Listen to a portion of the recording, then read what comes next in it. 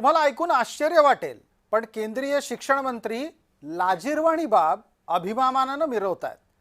पेपरफुटी प्रकरणामध्ये अपयशी ठरलेले धर्मेंद्र प्रधान आता वायुदलाच्या विमानातून प्रश्नपत्रिका पाठवणार आहेत। नमस्कार, मी प्रसाद काथे आणि सवाल हाच आहे की लढाऊ विमानातून नीटचा पेपर पाठवण्याची वेळ येणं हे केंद्र सरकारसाठी लाजिरवाणं नाहीये का? आम्ही आता आपल्याला दोन दृश्य दाखवतोय। ही याच अनुषंगानं समोर येणारी दृश्य आहेत। नीटच्या पदवीपूर्व परीक्षेची आगामी प्रश्नपत्रिका फुटू नये याच्यासाठी केंद्रीय सरकार लष्कराची मदत घेण्याचा विचार करत असल्याची बातमी पोहोचली आहे। ही बातमी कानावर पडताच विविध प्रकारच्या प्रतिक्रिया उमटू लागल्या। या बातमीचा जन्म कुठे झाला?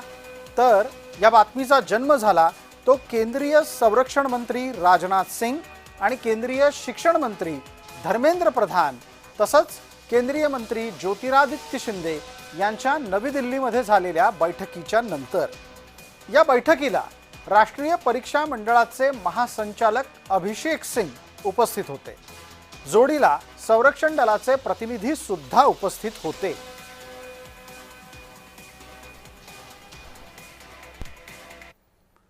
सध्या केंद्रातल्या मोदी सरकारच्या समोर नीटची परीक्षा नीट व्हावी याच्यासाठी अनेक आव्हानं आहेत आणि ती आव्हानं डोकेदुखीपेक्षा कमी नाहीत। स्वाभाविकरित्या पहिलं आव्हान आहे की प्रश्नपत्रिका छापखान्यापासून परीक्षा केंद्रापर्यंत सुरक्षित पोहोचल्या पाहिजेत। प्रश्नपत्राच्या सोबत कसल्याही प्रकारची छेडछाड होणं हे आता सरकारला परवडणार नाही। येत्या 21 जून रोजी होणारी परीक्षा नीट झाली पाहिजे आणि येत्या नीटच्या परीक्षेत पेपर फुटू नयेत अशी किमान अपेक्षा बाळगली जातीये। केंद्र सरकारच्या प्रतिष्ठेला आणखी धक्का लागू नये अशी अपेक्षाही आहेच।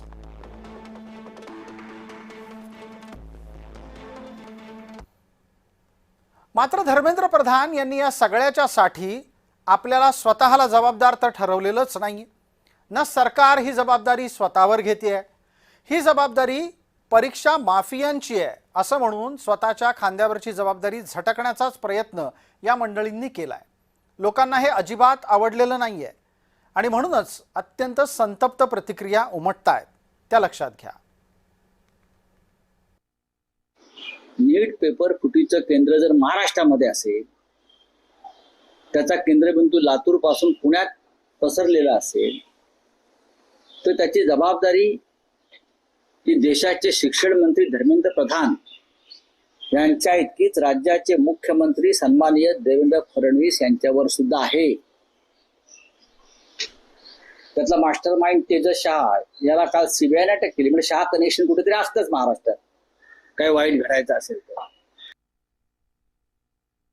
नीट परीक्षा सुरळीत व्हावी म्हणून काही केंद्रीय यंत्रणांची मदत घेतली असेल तर संजय राऊत तुमचा पोटशूळ का उठतोय? कारण तुम्हाला माहित आहे की या प्रकरणामध्ये काँग्रेसनं महाराष्ट्रामध्ये पेपर फोडला। काँग्रेसचे लागेबंदे असलेले शिवराज मोटेगावकर हा आज जेलमध्ये आहेत, सीबीआयच्या ताब्यामध्ये आहे। तुम्ही या प्रकरणामध्ये काँग्रेसला चकार शब्दाने प्रश्न विचारत नाहीत। तुमच्यात हिंमत असेल तर मोटेगाव प्रकरणामध्ये राहुल गांधी यांना जाब विचारा आणि मग भारतीय जनता पार्टीवर टीका करा। भारतीय जनता पार्टीचा आणि या पेपर फुटी प्रकरणाचा काहीही संबंध नाही। राजकारण आपल्या जागी आहे, पण मुलांचं भवितव्य आणि भविष्य हे अजिबात ढळता कामा नये, दुर्लक्षित होता कामा नये। तूर्तास इतकंच।